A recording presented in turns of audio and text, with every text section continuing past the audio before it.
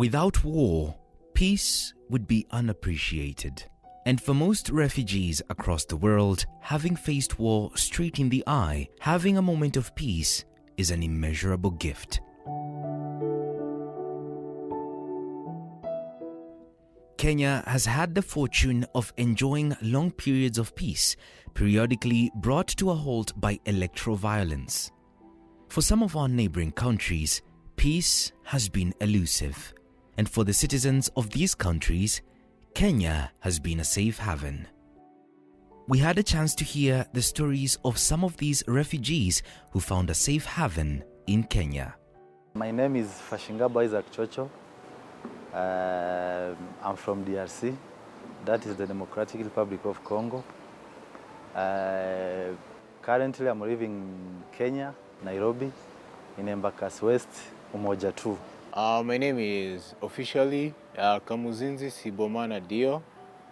My artistic name is Dio Gray. I am a Rwandese refugee, but I was born in Kenya. I'm a refugee because of my parents. And basically I'm a student at the JKUAT University studying clinical medicine and surgery, year 2. And I'm also a musician. I started doing music last year and up to date, and I'm also, I'd say, I hustle doing some wood art and other stuffs, trying to survive.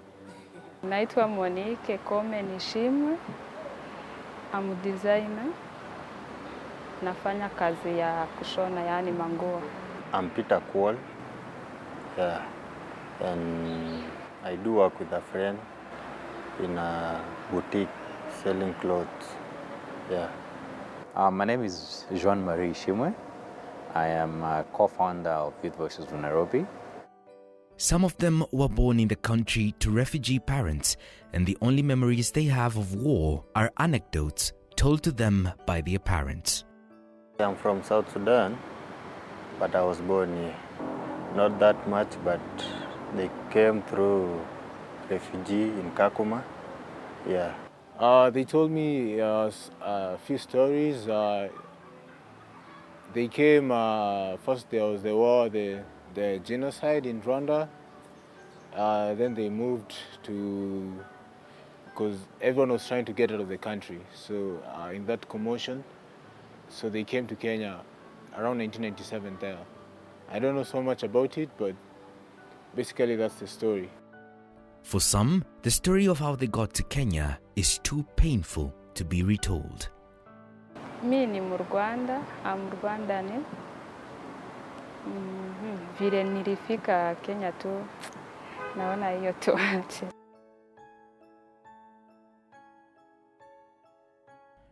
And for some of them, like Isaac Chocho, they have experienced war firsthand and were at the forefront, fleeing conflict zones and fleeing persecution. In Congo, I was born in Katanga province. Katanga province, Shaba zone in the district of Bzura. That's where we lived, that's where I was born. And actually we did not live there for a long time. After like 1 year and a half after I was born, war erupted up, the civil war. So it made us to flee. So we fled to South Kivu, North Kivu, in a place called Minembwe. So that's where I grew up to around 7 years there. After that time again, also war erupted up again. So it made us to flee again, and we found ourselves in Burundi, in the camps of Burundi. In the camps of Burundi, life was not that well, because we were many refugees over there, and the supplies of food, kind of water, it was a problem. So we lived there until 2004. What made us to flee from Burundi was that in 2004 there was a Katumba massacre. The Katumba massacre, this is a massacre which was done to Banyamulenge tribe. 166, if I'm not wrong, were killed, murdered.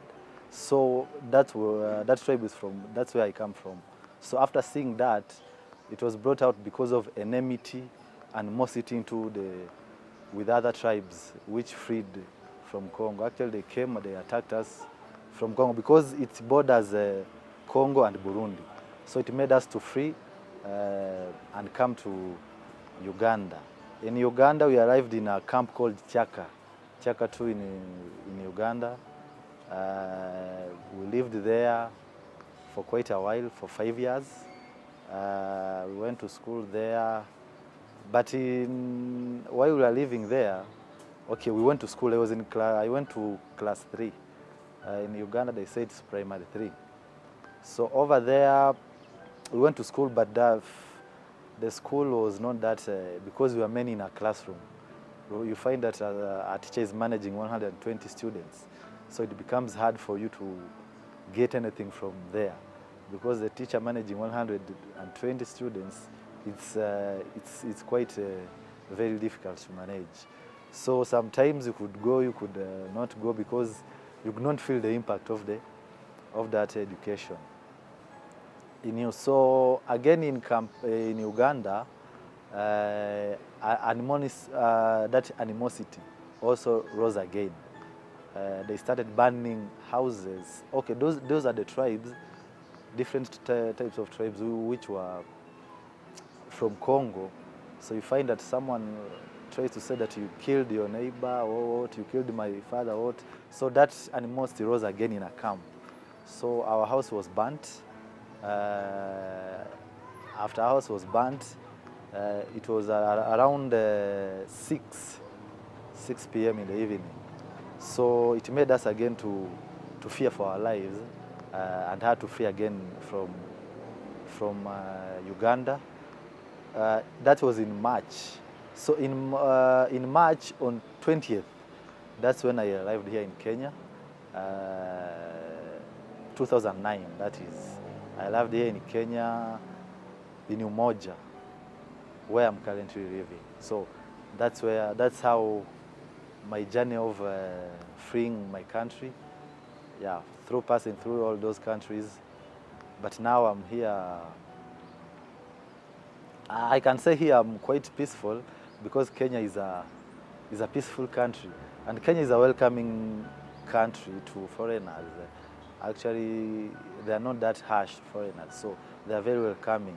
We thank them also. When he arrived in Kenya, one of his biggest barriers was language, and his first mission was to get education. After arriving here in Kenya, I spent quite a while, like 3 months when I'm not going to school. But because here primary education is free, you're just required to pay a few desks, a few few money to start for you.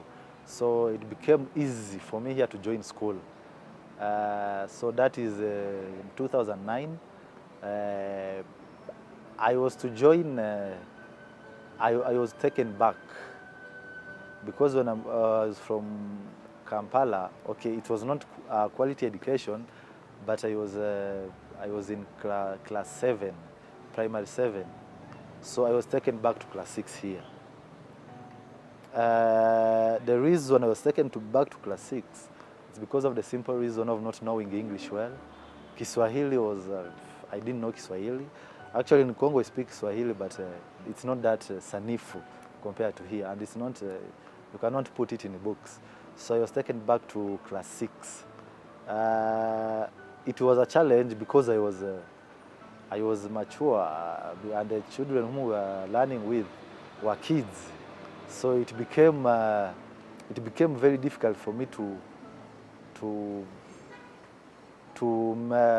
find myself into that classroom, because they were kids and there was an adult. So, but as what I know what I wanted. I wanted education first. So I just agreed and went back to class 6.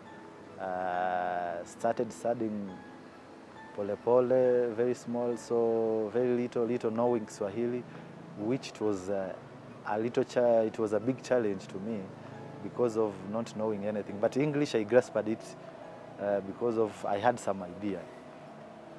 So I managed to join them and accepted that situation which I was in. So I joined them, started studying, completed class 6, went to class 7, completed class 8. His education began opening doors for him and began giving him opportunities that were not being granted to his fellow refugees. With that in mind, he partnered with his friend Jean-Marie to create Youth Voices for Nairobi, an organization that aimed at empowering their fellow refugees with English knowledge to overcome the language barrier and computer skills to sharpen them for the competitive job market. We've had lots of youths out there who are feeling not included, not having anything that is progressive. So Youth Voices Nairobi thought it's fine to come together as youths, refugee youths, and build something that can be beneficial to the youths. That's to mention coming up with community space where refugees can be taught digital skills, refugee youth can be taught digital skills. And more of that came from what we were doing previously, because we started off with Savior Project. Savior Project has been like our father for the last maybe 2 years or something, because we've gone to school with them, they've taken us to school, we have taken some courses with them, they've sponsored us in a way. And we started off the culture of training digital skills with them after now doing it solely with the Voices of Nairobi. After completing Form 4, the high school, we were trained by Savior Project. Savior Project, why they wanted to train us is because they wanted us to give back to the community. And that's what was in me, because I had promised myself that what I have passed through, I won't allow any other person to pass it through. Because it's a challenge for you to come in a country and you don't know where to start from. So it became a challenge for me. So I said, because they have given me this opportunity to give back to the community, and that is what I wanted, so let me do it passionately. So they trained us. I had some little computer skills, but they trained us for 3 months. So they left us and go to do something in the community. So they trained us because we knew English, so we were able to teach English, this simple English. And they trained us into introduction to computer. So we started teaching English and introduction to computer. So that's when we created our own initiative called Youth Voices of Nairobi. This initiative, it was in assistance with the UNHCR, because we have another, I can call it a sister community-based organization in Kakuma called Youth Voices of Kakuma. So they said we should create another one here in Nairobi. So they helped us in creating that initiative, which we started there through teaching those simple English and introduction to computer. So it was around just helping youths to acquire digital skills, because these are skills that you are required to have most of the time when you go to ask for a job or you want to do something even for yourself, like just something simple as just creating a CV for yourself. You need digital skills. So after the work we were doing with Savior Project, we saw it best to now start doing it ourselves after some time, and it's been great training students and giving them skills that they are now benefiting from. Why English and computer? It's because here in Kenya, if you don't know English, it's a bit challenging for you to mingle or to get anything to do here in Kenya. So it makes life more easier for refugees to come here and associate with the host community. So after that, we continued teaching from that. That was in 2016. We started that in 2016. So up to up to last year, that's when we taught a lot of students or a lot of refugees there, and actually we were not so much based on true refugees. Even some Kenyans were there who wanted to just to get some computer skills in it. So we taught refugees and Kenyans. We taught more than 200 pupils. So that's how Youth Voices came to be in. So far, the impact that the program has had is immeasurable. Monique has been able to improve on her language skills to overcome the language barrier. Kual used his English proficiency and computer skills to start an online clothes selling business, and Dio has been at the forefront sharpening his artistic skills. I wake up in the morning, on my knees down I'm praying for answers whose questions hurt, niko na maswali. I'm seeking something, nyagasani mana tuvugane. I see nations fighting, people just dying, many children orphaned, waiting for the government. Motani fafa to tie, yeah. Hold my hand, Lord, I know you got this. You always have this. Hold my hand, just be my friend. Hold my hand, Lord, I know you got this. You always have this. Hold my hand, just be my friend. But despite the massive improvements that has been made in their lives because of the program, refugees in Kenya continue to face innumerable challenges, but two particular ones stand out. Documentation, because because of our parents, as much as we were born in Kenya, we can't really access the national identification cards, the Kenyans ones, because of the legalities, the legal systems placed by the Kenyan government. So we have to get the documents for example, the UNHCR, the aliens, what they allow us to have. So that's where the difference comes in. Yeah. Okay, I just have some few challenges, of which I can start by, like, when you are a refugee and you have a alien card, there are some things that are always very difficult to get access to. Some like registering your line or going to some schools. Before I had an alien, I could not access to some schools, like the public school, big public school in Kenya, because of lack of the alien. But when you have alien too, there are also some challenges. Yeah, like getting job in Kenya, or some citizen in Kenya, they think that refugees always have some donation from the UN, free money. You're always given free money, of which is not true. The main challenge to some or to most, okay, I'll say maybe to most, is not having proper documentation. Proper documentation has been a challenge, I think it's for a lot of people, for a lot of refugees. Like getting documents, being recognized as a refugee sometimes takes a while because we have different types of refugees. We have those who are prima facie, and we have those that have to go through what they call refugee status determination, RSD. And so sometimes it has been taking a while, or sometimes even it's hard for you to get it. And without that ID, without being recognized, it becomes hard, difficult to maneuver on a daily life of a person.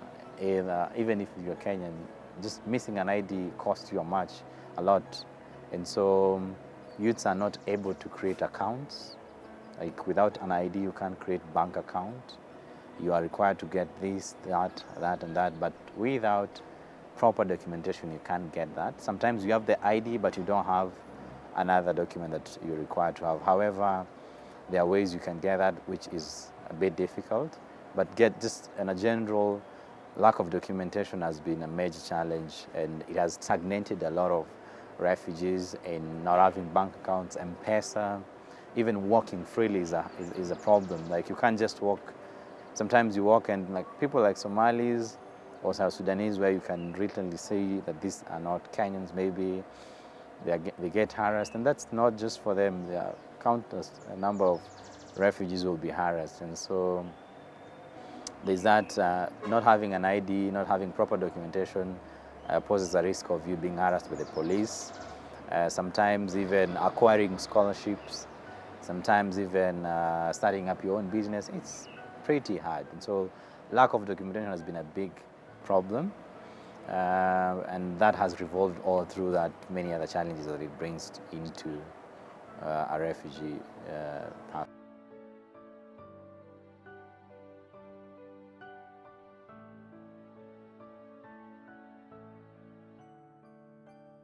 Yeah, refugees have a lot of challenges. Like one myth is that, which people get, is that refugees are paid by the UNHCR, which is not true. Even the refugees who get something from the UNHCR are those who are in camps. They are given food, water, those basic needs because they're in camps. But those urban refugees, yes, they get a lot of services from the UNHCR. That's the United Nations High Commissioners for Refugees. They get a lot of services, resettlement services, health services, and other services. But in terms of food, money, no. Okay, we may have another partner organization which partner with the UNHCR. They provide with livelihoods, trainings, with a small money to start your business. But we don't get money from, we are not paid monthly. That's what other people say, that we are paid monthly, which is not true. So meaning these refugees, they look for a living for themselves. Wanaenda huko nje wanatafuta on their own. So that's that myth should actually be erased into some people, the host community or other people think about it. I guess the perception, it's there first of all. I can't deny it. The perception is there, but I wouldn't say that we are like all the refugees are benefiting from it. Because like most of us, we grew up seeing our parents hustling, like all the Kenyans that we have, our neighbors are Kenyans. They wake up like them at 4 maybe, they go to hustle, at times they get something, at times they don't. I wouldn't really say that we receive so much from them. Although they have set up some organizations and institutions that help us a little bit. Maybe it's more of a like they give you that spark how to start. Like when you arrive in Kenya, it's like they support you a little bit, but when they feel like you're able to survive, it kind of ends. So I wouldn't comment a lot on that. No, what I tell them, I just tell them the truth, because we are not given free money. Yeah, one thing they don't know is that when we are in a refugee camp, that's when you are supported back there in the camp, refugee camps. That's what I know. We are given free food, shelter, but once you are in Nairobi, there are no such thing. Yeah, you have to look for yourself. Despite this, one thing remains for sure for the youth voices for Nairobi and for every refugee currently living in Kenya. They are united under one goal: bettering their future. By the way, hiyo ni ngumu juu sijui naweza sema ni kama vile tu Yesu hata yeye alijaribu kutoka nchi yenye alikuwa amezaliwa. So mi naonanga tu ni Mungu anapendanga refugees juu mostly unapata by the way wa refugees hawana maisha mabaya sana vile. Unaweza hata pata maybe imeremea wa Kenya, lakini refugees yani unaona tu wanajaribu. So ni vile tu kuna mambo zingine zinakuanga, tuseme kama kuna mashirika mashirika, so tuseme kama wanakujanga tu kuangalia ma-refugees, so hawawezi kuja kuangalia Wakenya juu wanajua hii ni country yao, wanaweza tu fanya business yoyote, but unaonanga sisi sometimes kuna business hatuwezi fanya juu ya vitambulisho, unaona. So ndio maana hizo mashirika zinajaribu tu kuenda kuangalia hao ma-refugees kuliko Wakenya, juu Wakenya wako na hiyo opportunity ya kufanya chenye wanataka tu. Mimi kwangu naonanga ikiwa hivyo. Sijui. Okay, what I can say is that the youth voices, they are doing great job. Let them keep doing it because they give a hand to some like the training that I got through them. There are some who cannot even get access to it. So through the youth voices, it's helping. It's helping. So let them keep doing the good job they are doing. What I'll say about the refugees, first of all, refugees are all over the world and in many countries. So what I'd say is they are human beings like any other person, and the only issue is that they don't really have a home. Like they can say, this is my home, I feel at home. So like the challenges are basically related to them feeling like they are at home. That's the main challenge, because other challenges, we face them like any other, like in Kenya, we face the same challenges as the Kenyans. Only that ours come in terms of that aspect of feeling you're at home. You can get your ID, you can get the benefits from the government, or maybe such help. But what I'd say is people should come in and make them really feel like they are at home, like they are wanted. Yeah, because most of them, they feel like they're still outsiders. I think because for Youth Voices in Nairobi, for this year, we are looking to do great stuff. We are looking to continue with having trainings. We are looking into effectively give out information in time. We are looking into doing many events, like we'll do the Youths on the Move event. We're also having a podcast known as We Believe in Youth Show that is just there to give motivation to refugees, highlighting their stories. As much as we're doing it on our social media, on our events, we also have a podcast specifically is at a website known as that's the website that is hosting us, www.hearthis.at.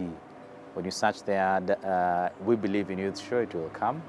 I've been hosting that, but I think the last podcast we did, we hosted with a couple of the members of Youth. Globally, refugees are not accessing education overwhelmingly. We find that according to the UNHCR statistics, 3.7 million refugee children are not going to school, which is a problem.